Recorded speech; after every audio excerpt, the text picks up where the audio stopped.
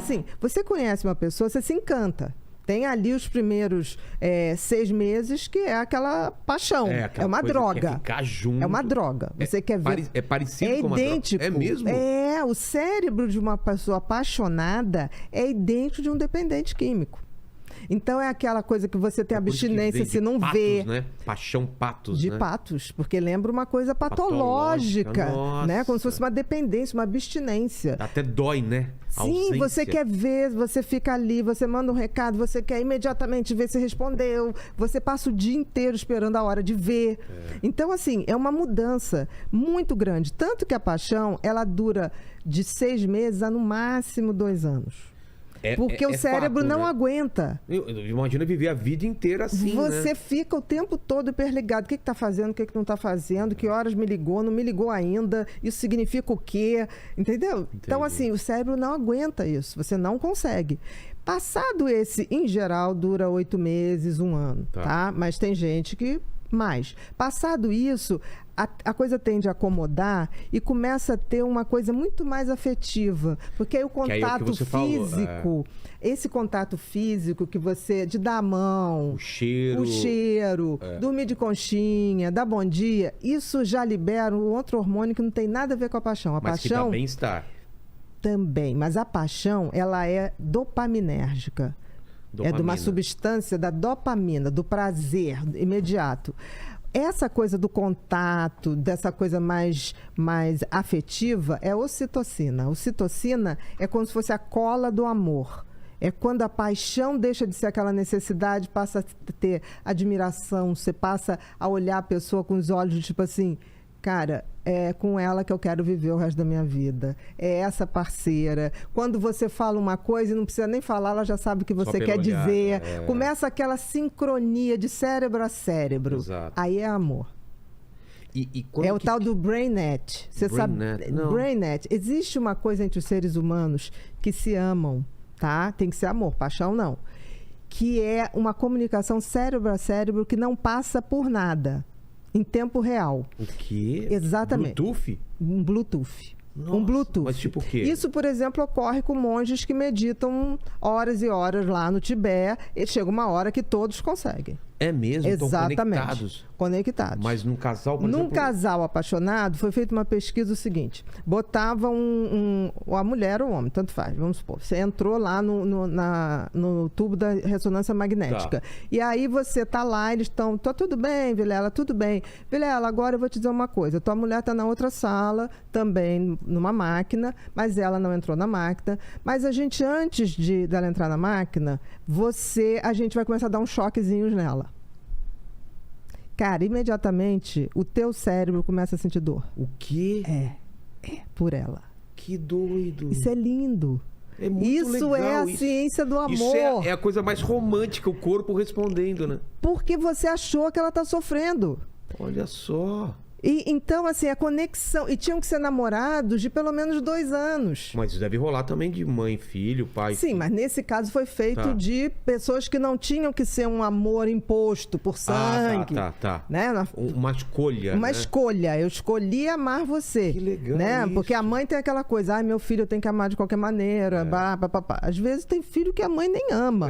Mas assim, ela se sente responsável, né? Mas existe. A gente vai falar até sobre esse negócio de instinto materno, que é bullshit. Exato, né? Exatamente. Tem mulher que sofre horrores porque acha que tem que amar e não ama os filhos. Então, essa pesquisa provou que existe uma comunicação cérebro a cérebro das pessoas que se amam. Mas faz muito sentido isso. E é lindo. Porque aí, quando chegava e dizia pra ela, que estava na outra sala, vamos supor que essa namorada fosse a sua eterna namorada, e falasse assim, olha, o negócio é o seguinte, o Vilela agora vai passar por um processo que a gente vai ter que dar uns choquinhos nele pra ver.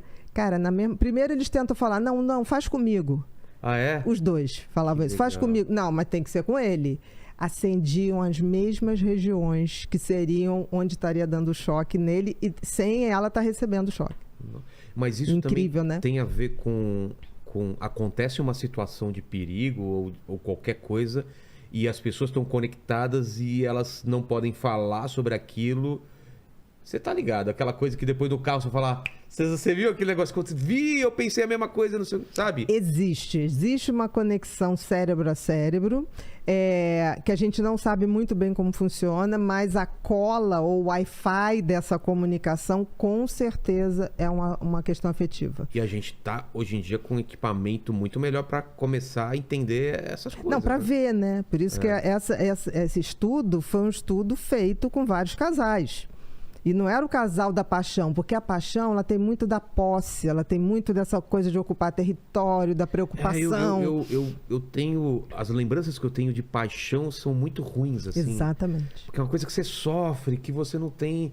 Ah, é aquela coisa... O amor é tranquilo, é paz. Eu falo pra minha mulher assim, quanto mais tranquila você tiver, é melhor. Porque às vezes, eu falo como ela é mais nova do que eu, assim, você pode sentir às vezes que, nossa, tá tranquilo demais, né? Mas isso é bom, porque eu já passei o contrário disso. É um sofrimento, é uma angústia, atrapalha o seu trabalho, atrapalha tudo ao redor. Sim, porque te desconecta. A paixão é um estado de dependência onde você fica hiperfocado. Em vez de você ficar hiperfocado numa droga, num jogo ou qualquer outra coisa que dá a dependência, você está focado numa pessoa. Seria a mesma coisa que eu tô falando com você aqui e parte da minha cabeça tá pensando, exatamente, o que ela tá fazendo agora? Exatamente. Ela não me ligou e tal. Exatamente. Mas, doutora, é isso daí mesmo. Você tá meio desfocado, né? Totalmente. É como se você tivesse... E tem uma lenda urbana que diz que você pode fazer 10 coisas ao mesmo tempo. Bullshit. Mentira, né? O cérebro, ele é monogâmico. Mono tudo. Monotemático. Monotemático, exatamente. Quando ele faz uma coisa legal, ele faz várias coisas... meia boca. É que o pessoal pensa que essas coisas automáticas que a gente automatiza não conta. Por exemplo, dirigir, eu posso dirigir, conversar, porque o dirigir... já está no automático. Já está no automático, né? Isso que você falou é tão interessante, essa coisa do que vira automático.